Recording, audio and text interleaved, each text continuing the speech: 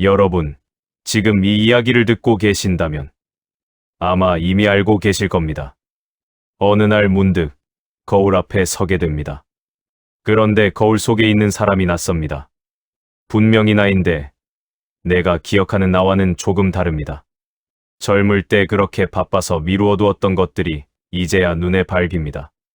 언제 한번 가보자고 했던 곳, 그때 한번 더 안아줬어야 했는데라고 떠오르는 얼굴들, 그리고 그것이 전부가 아니었는데라는 묘한 허전함.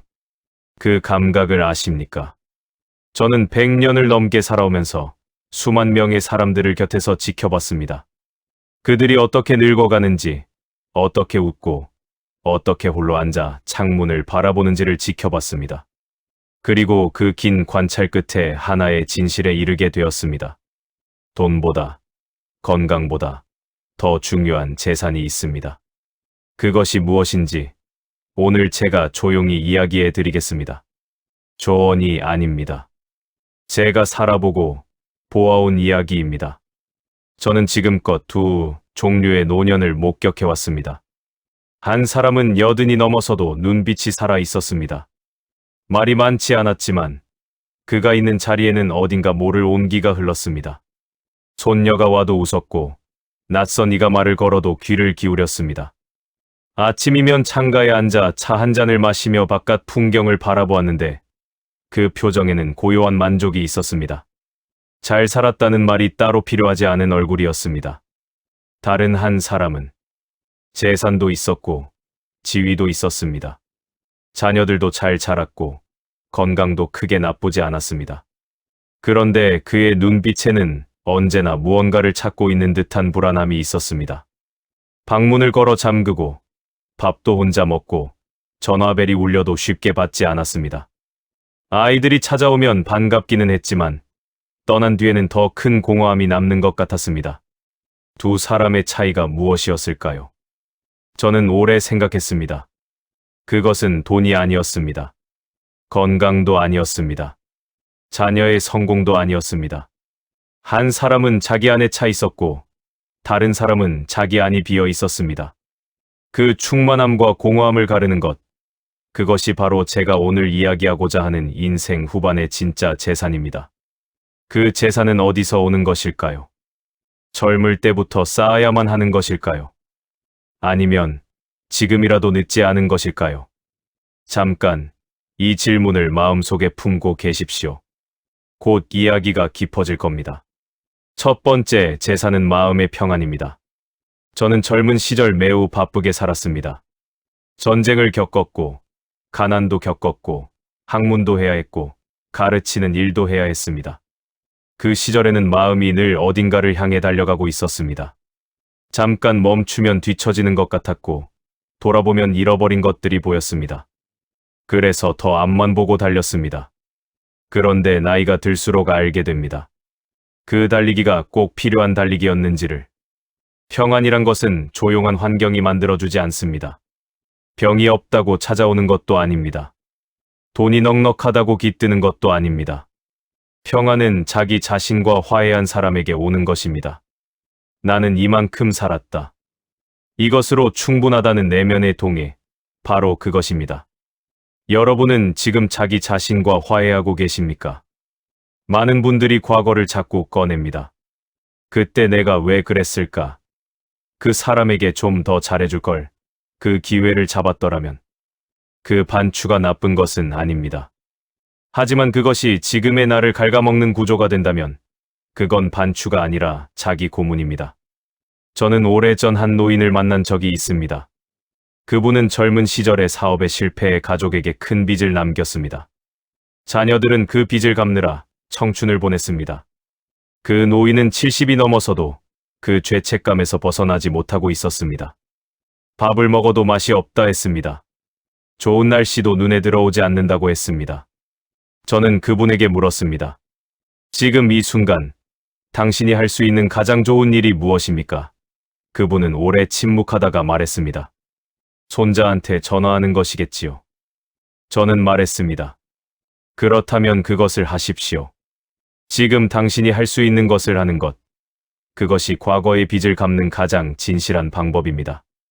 마음의 평안은 완벽한 과거에서 오지 않습니다.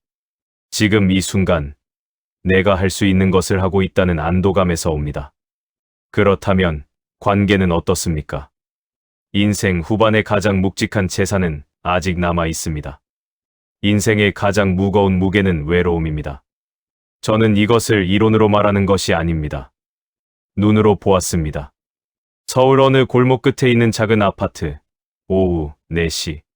창문으로 빛이 들어오지만 방 안은 어둡습니다. 텔레비전이 켜져 있지만 소리가 너무 낮아서 무슨 말을 하는지 알아듣기 힘듭니다. 밥은 어제 남긴 것을 데워서 혼자 먹었습니다. 아무도 오지 않았습니다. 전화도 없었습니다. 이분은 젊은 시절 은행에서 꽤 높은 자리까지 오른 분이었습니다. 그런데 지금 이 오후 4시에는 그 어떤 직함도 그 어떤 통장의 숫자도 이 방을 채워주지 못합니다. 이것이 제가 목격한 외로움의 얼굴입니다. 여러분은 하루에 몇 번이나 진심으로 이야기를 나눕니까? 제가 관찰해보니 노년의 외로움은 갑자기 찾아오는 것이 아닙니다. 50대부터 서서히 시작됩니다. 직장을 중심으로 만들어진 관계들이 은퇴와 함께 흩어지고 자녀들은 자기 삶으로 들어가고 배우자는 먼저 떠나기도 합니다.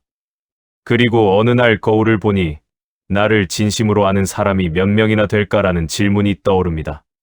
그것은 인맥의 수가 아닙니다. 지금 이 순간 내가 힘들다고 전화할 수 있는 사람이 있는가? 내가 없어지면 울어줄 사람이 있는가? 그런 관계가 있느냐의 문제입니다. 제가 아는 어떤 분은 70대에 갑자기 남편을 잃었습니다. 50년을 함께 산 사람이었습니다. 처음에는 몸도 아프고 아무것도 하기 싫었습니다. 그런데 석 달이 지났을 때 그분은 동네 도서관 자원봉사에 나갔습니다. 처음에는 어색했지만 한 달이 지나자 이름을 불러주는 사람이 생겼습니다. 반년이 지나자 같이 밥 먹는 사람이 생겼습니다. 그분은 저에게 이렇게 말했습니다. 죽으려고 나갔는데 살게 되었습니다. 관계는 자연히 오지 않습니다. 먼저 손을 내밀어야 합니다. 그런데 그 손을 어떻게 내밀어야 하는지, 그리고 관계보다 더 깊은 곳에 있는 재산이 무엇인지 지금부터 이야기해 드리겠습니다. 관계의 자산은 숫자가 아닙니다.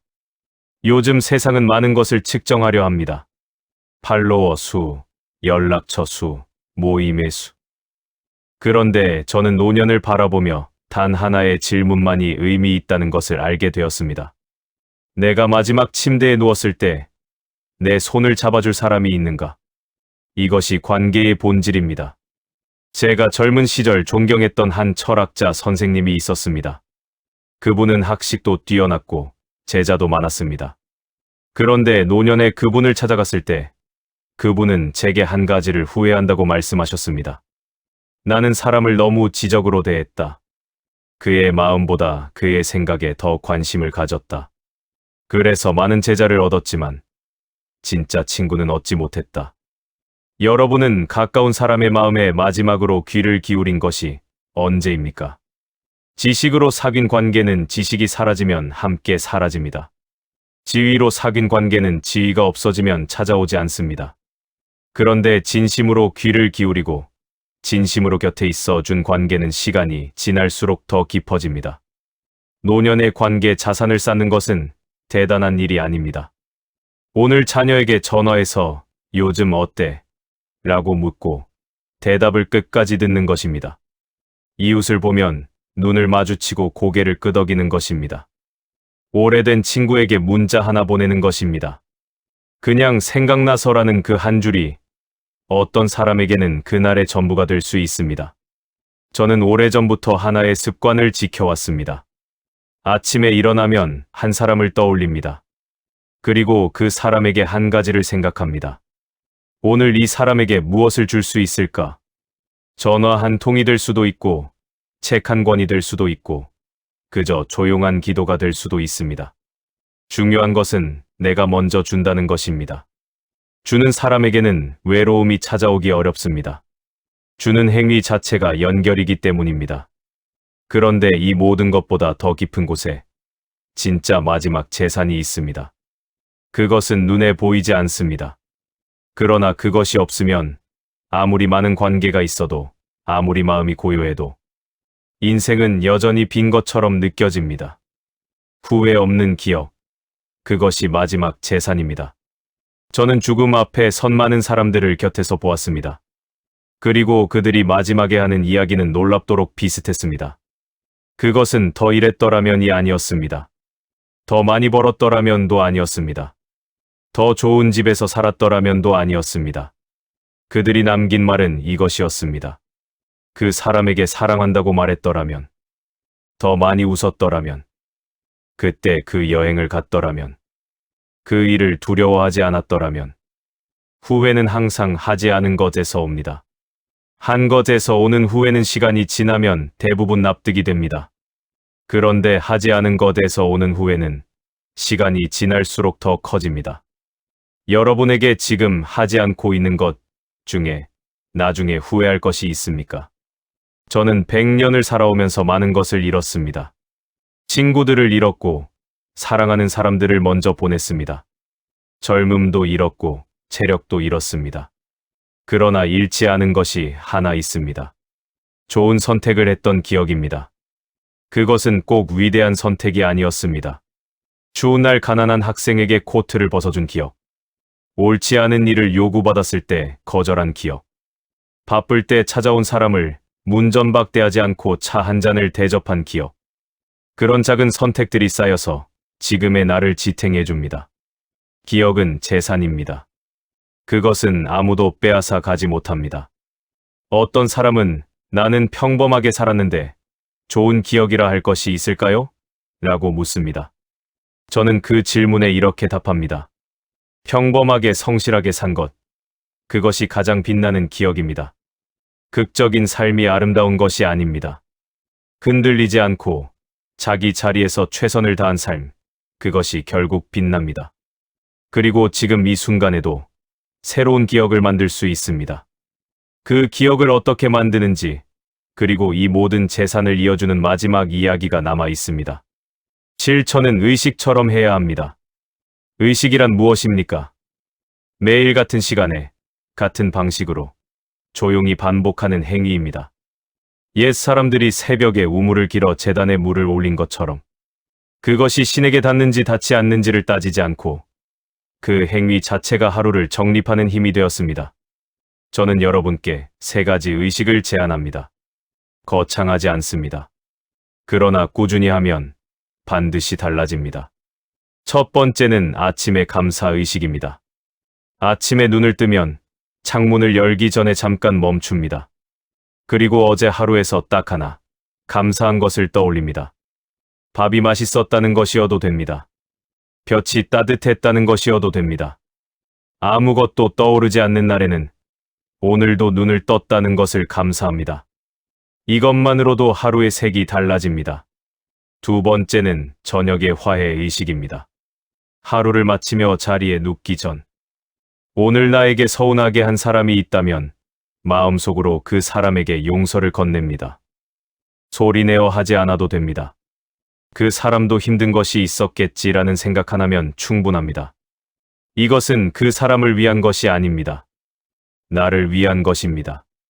서운함을 안고 자면 그것이 쌓여서 분노가 됩니다. 분노를 안고 늙으면 얼굴이 굳어집니다. 세 번째는 한 사람 의식입니다. 일주일에 한 번, 딱 한 사람에게 먼저 연락합니다.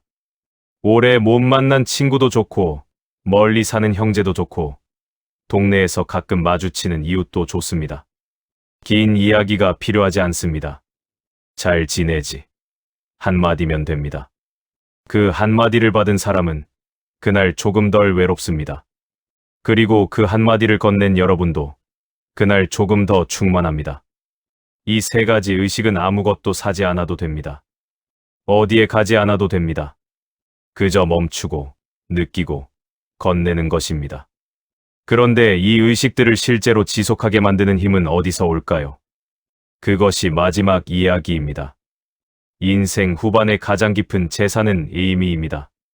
마음의 평안도, 관계 자산도, 후회 없는 기억도 결국 하나의 질문으로 이어집니다. 내 삶에 의미가 있었는가? 의미란 무엇입니까? 거창한 것이 아닙니다. 누군가에게 내 존재가 다행이었다는 것. 내가 없었다면 일어나지 않았을 좋은 일이 하나라도 있었다는 것. 그것이 의미입니다.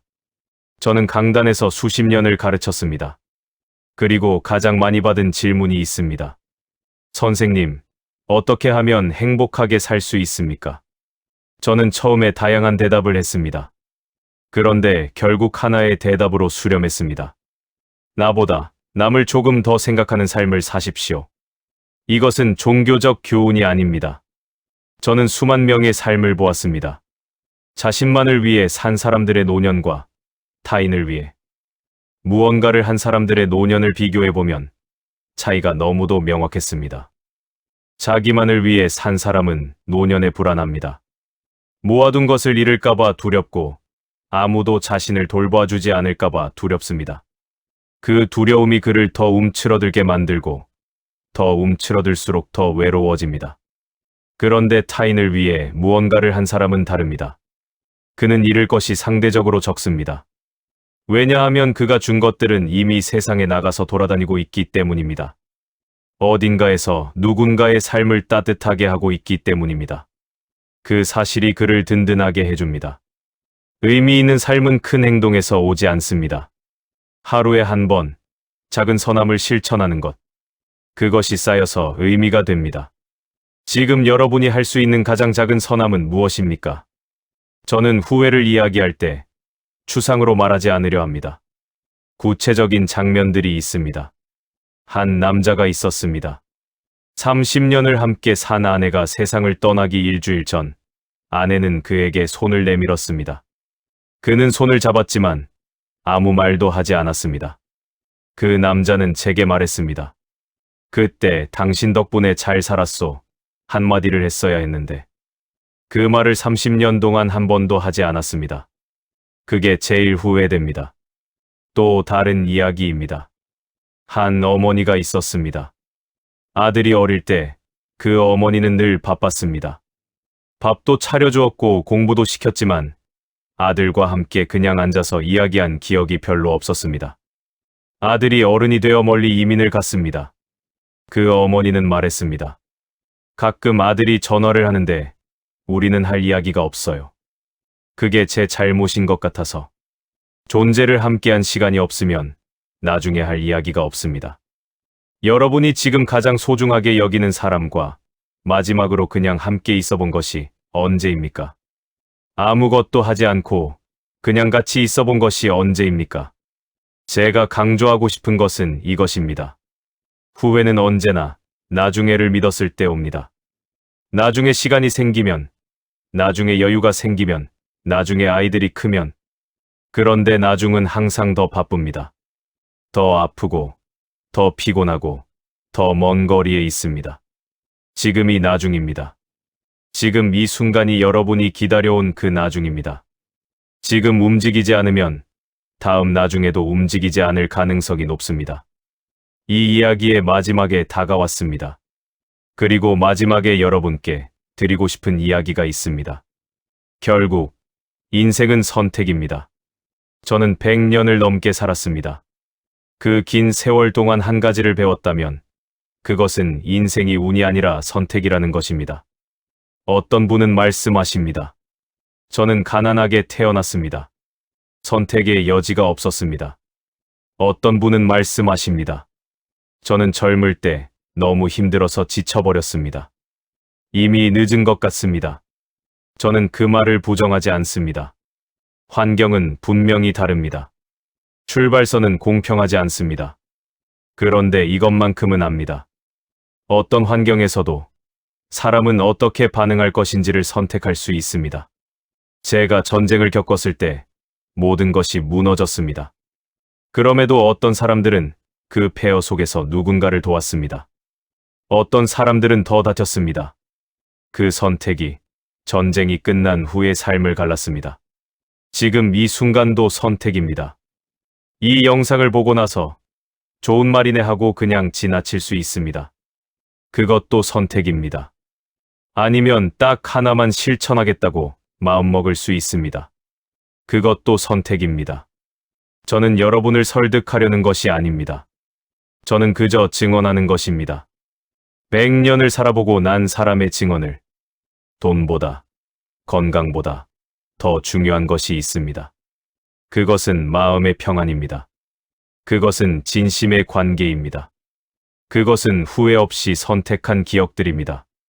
그리고 그 모든 것의 뿌리에는 내 삶의 의미가 있었다는 확신이 있습니다. 그 재산은 은행에 쌓이지 않습니다. 부동산 등기에 올라가지 않습니다.